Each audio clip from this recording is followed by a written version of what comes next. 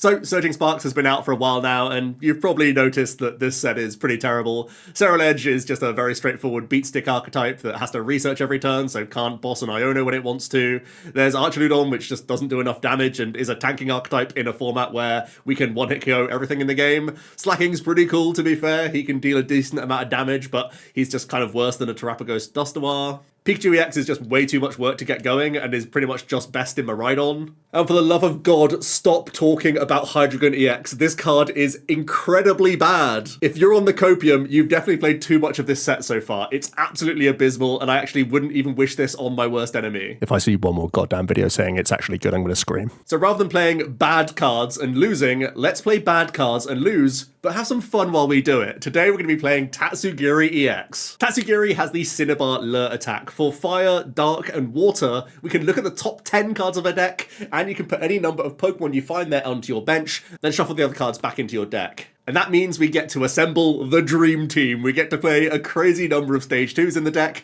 The list I'm showing actually has 16 stage 2s. Let's talk about why each of them are in the list. First of all, we're playing 4 copies of Pidgeot EX. This one needs no introduction. Many archetypes right now already play Pidgeot, and the same logic applies here. It's a fantastic free retreat Pokemon, and it gives us quick search so we can make this otherwise very terrible, clunky archetype into something that can cherry pick crucial cards from our deck post Tatsugiri. Then we have the new Slaking EX. This card has 340 hit points. It's an absolute beast. And as long as the opponent has V and EX Pokemon in play, we're going to be using that great swing for 280 damage, absolutely bopping basic EXs, Vs and V-Stars with ease. But don't worry, we also have a plan for the stage 2 EXs in the format as well. We're also going to be using Skeledirge EX. We have the Incendiary Song. Once during our turn, we can discard a Fire Energy from our hand to buff our damage output into the active by 60 damage, which is great. Tatsugiri EX already needs Fire Energy in the deck, so we get to use this quite happily. And the secret second selling point of Skeledirge is that its own attack, Luster Burn, does 160 and isn't affected by any effects on your opponent's active Pokemon.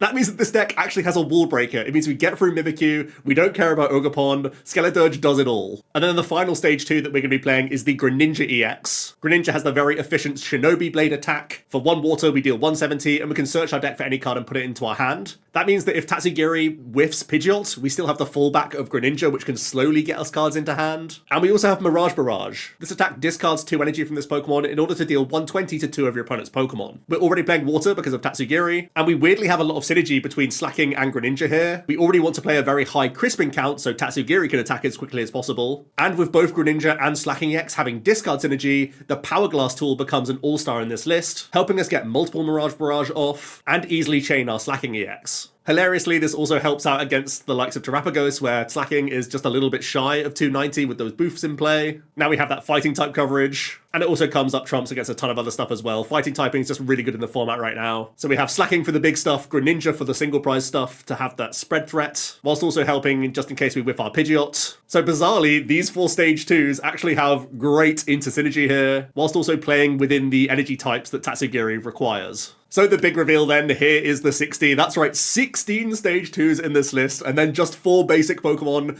We're playing the 3 Tatsugiri EX, but we're also playing the 1 copy of Ditto here. Ditto actually being the optimal lead because you actually thin a card out of your deck, which actually increases your odds of getting that Cinnabar Lure on a future turn. And then we're going all in on Sparkling Crystal as our A-Spec to reduce the attack cost of Tatsugiri, as well as 4 copies of Crispin and 4 copies of Pokégear here. There is very much a world where we can get a turn 1 attack with this Tatsugiri with a Crystal plus Crispin combination. You can be trying to get those stage 2s amassed all in one go. And then from there, we're just trying to use whatever we found in the best case scenario. Swinging with Slaking, swinging with Greninja, Skeledirge as a backup if need be, and Pidgeot helping us maintain our supporter cards from then on. Arven's quite a funny, helpful card in the list as well. Again, just a really good card. If we've gone first, we can get a turn 1 attachment. Turn 2, we can Arven attach Crystal, and we're good to go. Also in other situations, when we've gone first, got that turn attachment, then we can Crispin attach. We can actually use that Sparkling Crystal on Greninja EX or Skeledirge to reduce their attack cost as well. So again, Greninja EX can come out in 1 turn where you can Crystal Crispin, and suddenly you have that Mirage Barrage play. I don't know how I've done it. How am I so good at deck building? We have so much inter-synergy here. Just to be clear, I'm not endorsing this as a real serious tournament archetype. I literally just built this because my friends were nagging me to play Hydreigon EX, and that card is just bad, not even fun bad. Today we're at least going to have fun with a bad deck. With that said, let's get into some games. If you're looking for PTCG live codes, make sure you check out the Town Store. You can get a 5% discount on your order using that code, OmniPoke. So here we are getting into our first game. We do get to go first, which I do think is still optimal for Tatsugiri. I know there are some archetypes that can turn one pressure us, but I think it's pretty difficult for us to try and get that Crispin plus Crystal combination on the first turn, so I think just getting an attachment in is normally the best policy. Our hand's looking pretty good. We already have the Sparkling Crystal, and I think against a Regidrago VSTAR, I'm quite happy to put it down. I have a Stadium Bounce just in case they randomly have Jamming Tower, and they're not really a turn 1 pressure deck, at least they're not able to hit 160, so I'm very happy getting the Crystal plus Darkness Energy drop down. That's really good for us. And then next turn, we can Crispin and Vessel and remove quite a few cards from our deck before the big Cinnabar lure. Our opponent is going to get a Squawkabilly deck down, and they're also going to Squawk and Seize. They did have to get rid of a Noctowl, but they do have a Hoot Hoot they can develop here as well. And a Research, so a pretty good start from them. Ogerpon comes down into the Teal Dance as well, so pretty much all you can ask for, to be honest.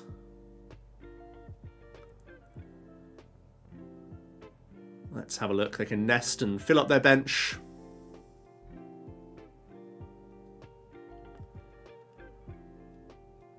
And they're going to pass things over to us, which means we're going to be getting in there with the Cinnabar lure. We can use the Town Store, thin the deck of a tool. We can Vessel now. We definitely don't need Pidgeot or Ditto here. Doesn't matter what we get rid of.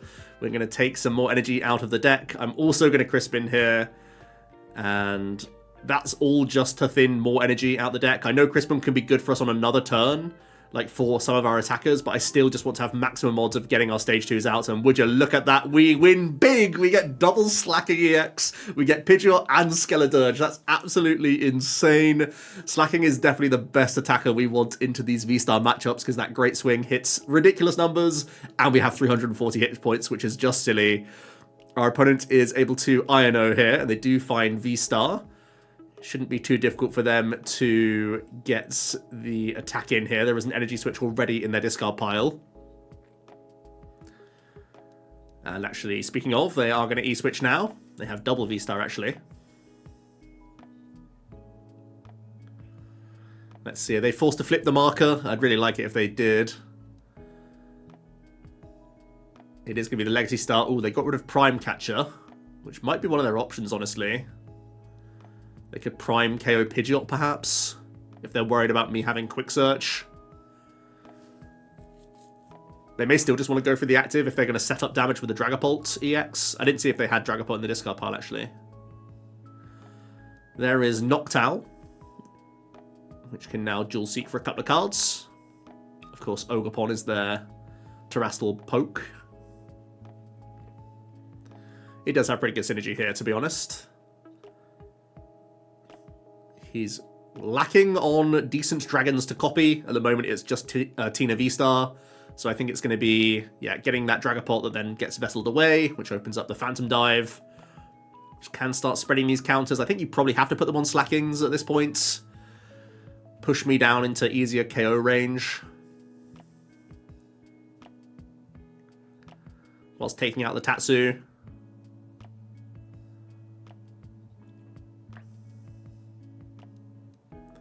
But essentially, they're going to take these two prizes, and then they've got two big slacks to deal. Oh, wow, they play Switch here? That's so weird. I have Quick Search from Pidgeot. Surely I punish them with... Man, that's actually a crazy retreat. Did they just not like the fact that Slaking was coming? Now, I'm quick searching looking for Boss here, but we prize our one copy of Boss. Obviously, we're having to make a lot of compromises because we're playing 16 stage 2s. So, yeah, just the one copy. So they're actually getting away with the fact that they're using this one prizer here. We can obviously take the KO with Tatsu if we want to. I could just go into Slaking and attack as well, just because of its size. It isn't a big issue for me here. And I already have the Powerglass. It's also going to come down. Oh, we're just going to hold on to this for now. Yeah, we're just going to Surprise Pump. Don't see a reason to not take the one here. Because we don't have Boss anyway, so we may as well just pressurize him. You can see he's not happy with just using a Phantom Dive here. I'm really surprised they didn't just take the 2 though, to be honest. They probably had to do that. They do now go for boss's orders, though, and just take out Pidgeot. Yeah, it's not ideal for them, to be honest. Maybe they were just so worried about a VSTAR going down and they just had no follow-up in hand. Yeah, maybe this is an indication that their hand is just like garbage now. So possibly if we can just take out this VSTAR, we're just going to be in really good shape. They are down a few E-Switch as well, so it's not easy for their next Drago to do much, to be honest. We're going to keep Crispining, just get double Slaking prepped. So we just have great swings for days. Town Store's not going to do anything. But yeah, we're hitting 280, and that is the number. It's literally deal with these two slacks, bro. Because that is going to be tough.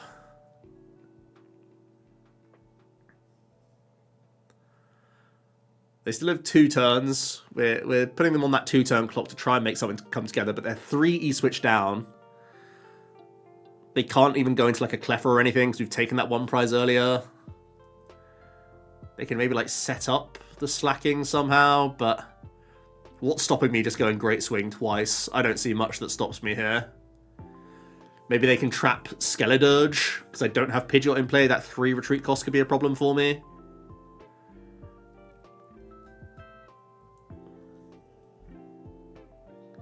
Let's see, they're going to flip the script.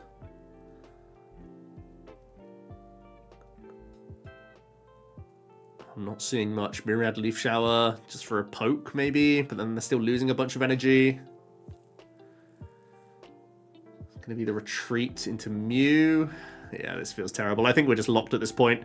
I'm going to just start putting energy on Skeledirge in case there's going to be a trapping play. And we're just going to Great Swing through this guy. Maybe I even could have played the Arven there just because I don't want to draw into that card again. And maybe I could have thinned some of these cards. But how are they beating the double Slack at this point? I'm not really seeing much. They have 4 prizes to take. Drago can't tank. Unless there's like a Goodra play. It is going to be boss on Dirge trying to slow us down. I'm going to see the attachment, Super Rod.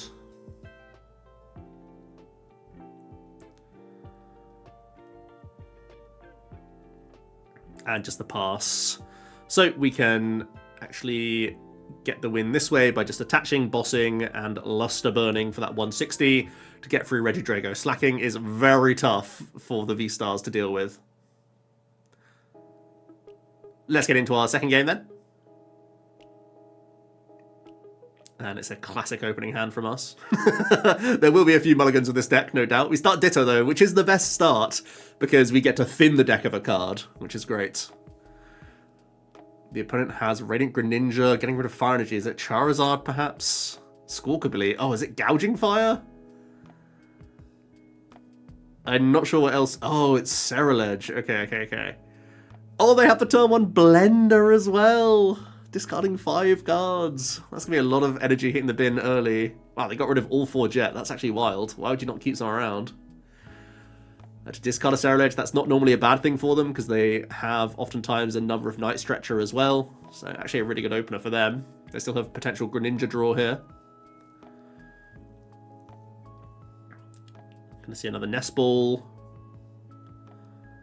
Guess they have no clue what they're up against. They see Ditto, they may think it's like Lost Box or something. They're gonna bench a Fez, they're gonna conceal. What a crazy start. Alright, it's over to us. And we have the crate. Wait. We have the nuts. We have Town Store Crispin. We can turn 1 Cinnabar Lure. This is why we built the deck this way. The very high Town Store count, the high Crispin count, and the gears. All so that we can have this crazy high roll. Show me those top 10. Oh, we hit big again. We hit 4. 1 of each. Okay, so Slaking is really good damage for us. Greninja can be a boss KO on Fez. And we can threaten that Mirage Barrage. Okay. It's a bit worrying that they can start, like, this 1 Slaking has to tank a turn, maybe. That's a bit awkward. As they're just going to retreat and get the Abyssal Flames for 230. So they've started their prize map. Let's see how we can slow them down, really. We can keep the Town Store around for the Power Swing. Now I'm just going to quick search for Crispin. I could have obviously used the gear before using the Tatsu, but with no guarantee of getting Pidgeot out of your top 10, I wanted to keep the gear around for higher odds of Crispin on the next turn, because Crispin's really important on like Skeledirge, Slaking, and Greninja, like all of our attackers, but it does mean I can come in Great Swing now and reply to the Ceruldge, which is good. We also have the big 340 hit points for them to get through. So what's that, 16 energy in their discard pile they need to have? At the moment they have 11, which to be fair is quite a lot. We see a catcher heads. Yikes. Skeledirge EX is weak to fire. Maybe it's a Pokemon I shouldn't have even put into play, to be honest. I got so excited to get all the stage 2s out. They're going to Fez. And actually going to Iono us. We get back into an Iono, which is pretty good. They're going to go Ceruldge.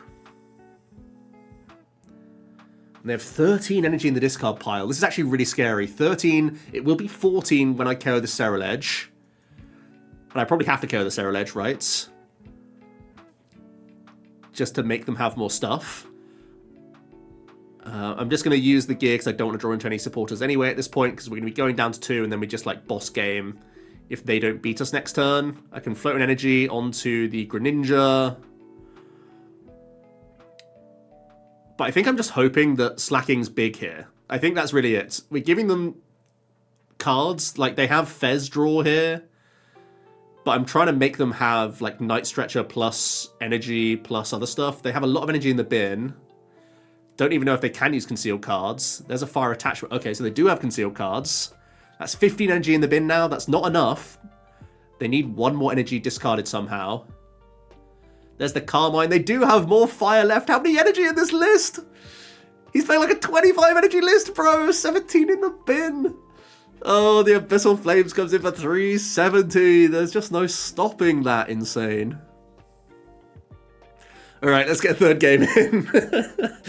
Oh, we have the Tatsu Town Store Pokégear. Could it happen? Could it happen? Oh, we're going first anyway. We don't need the combo. All right, we'll just swing a water on. Then we'll pass over. It's another Drago. We've already bested one Drago today. Will we do it again? There's the Squawk and Seize. Gets rid of a VSTAR, a bunch of energy, and a Rod. That's pretty good for me. But the start is looking good. They can get a draw in with Ogerpon. And they... Oh, wow. They take the Celestial Roar, and that could not have gone worse. They got rid of a lot of cards there. We're going to Town Store. We actually prized our Crystal, but we do hit the Crispin from the gear, most importantly here. So I can still get the Cinnabar Lure in. And I actually think I should have, as we get another 4-poke hit, Greninja, Skeledirge, Pidgeot. Now, we're lacking Slaking, and Slaking was by far the MVP of our first game. So this is still going to be tough, but, you know, you can't say no to a 4-hit. That's still pretty good. That's one of the awkward things about Tatsu, is like, there are certain attackers which are good in different situations, and there's just no guarantee. There's just no guarantee that you get the right ones. I've certainly hit triple Greninja EX into Gardevoir before, and you don't want those. They're all weak to Psychic. Yeah, Slaking... Like, Skeledirge is really here just to stitch things together. Like, if you whiff on Slaking, sometimes Greninja's damage can be buffed enough. And obviously, Skeledirge plus Slaking is the way to get through stage 2s. So, you can see why Skeledirge is here. Also, it's your wall-breaking card. It gets through all effects with its attack, so... but yeah, he's normally chilling out on the bench. The opponent has been able to sculpt a Drago V-Star here. And they're just doing a Phantom Dive. Not sure why they put 6 on Pidgeot there. I think just putting more... I think if you just put 3 on both Greninja there, I think you're in a really good spot, to be honest. So I'm surprised they didn't do that play. Maybe it's based on prizing or something. I didn't actually look at the discard pile closely enough. We can Powerglass up both Greninja and then fire off an Iono here, just to put them down to 4 cards. They've spent their V-Star power, no Fez on board or anything like that. We do hit Vessel, which means I can grab water and save my Quick Search for something else. I have Quick Search and Shinobi Blade here, so I can take some cards for next turn. Definitely want to have Crispin, so I can start threatening these Mirage Barrages. Let's have a look. I'm getting an energy back from the Powerglass anyway. Shinobi Blade going to come in and hit for 170. And yeah, we're just going to take Counts Catcher. Seems reasonable while we're behind, but at this point we're definitely just going to try and weave in Mirage Barrages, right? Try and finish off this Drago to set up the next one. Let's see their Teal Dance. More Teal Dance. Vessel gets rid of Kiram. It's not a worry. They can attach fire to the V. Makes sense. And they're just going to Apex Dragon. What are they going to go for here? They really should be setting up the Greninja EX on the bench for a VSTAR power, a Tina VSTAR attack, right? They're going to keep going Pidgeot. They're setting that up for a Phantom Dive. I guess this is a decent split. Now they've set up Phantom Dive on that. But Phantom Dive's still not good here, right? Particularly for them. They also didn't play a supporter last turn. So I'm going to try and bring up this Drago, get a hit on it, whilst finishing off the bench one. It's also going to be a 180 damage hit, so next turn's Shinobi Blade can finish off this VSTAR, even if they evolve up. Don't need to use the Iono because they didn't do anything. And I'm going to start powering up this Greninja on the bench. And let's take our 2 prizes and set up this V for 180, thanks to the Incendiary Song. And let's make them have a good hand. We have opened up Fez draw for them. But that's not currently on board. We do see an E-switch from them. And a turn attachment. There is the Nest Ball, so can they Fez for draw here? Can they Mew EX for draw? I think that's in the discard pile already, actually. Oh, Klawf, that's not a worry. Oh, they have to research, though. Cancelling Clone doesn't matter. Vessel gets rid of an Ogerpon, just for nothing. Oh, they just have to Dragon Laser. I mean, it really doesn't... Well, how much better is a Drago VSTAR attack there anyway? I don't think it actually changes much, but I think now just take out the V with Hand Disrupt is our best play. The Greninja EX is not in, like, Radzard range, which is probably their, like, best attack. So I think we're looking pretty solid here. Iono to 2. They probably don't have access to Fez because they didn't take it last turn. I'm just going to take Switch to hand, and I'm also going to be able to Shinobi Blade a card out the deck here. Probably just taking like Boss or something. Yeah, we'll just take Boss or E-Retrieval. E-Retrieval's also good, so I can have Incendiary Song to get through stuff. And we'll get back our Water Energy, why not? Let's see, I don't see a way for our opponent to close here, unless they have like Radzard plus Gust. But with no Fez, I just don't think they have an option to do anything here. Yeah, and they had to concede, which is great news for us.